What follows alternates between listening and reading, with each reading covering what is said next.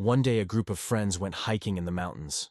After climbing to a high peak, they noticed a huge bear that had fallen off a cliff.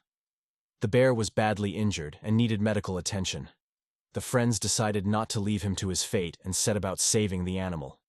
They did everything they could to get to the bear, but it was too far from the edge of the cliff. They quickly took the poor bear to the vet where he underwent surgery.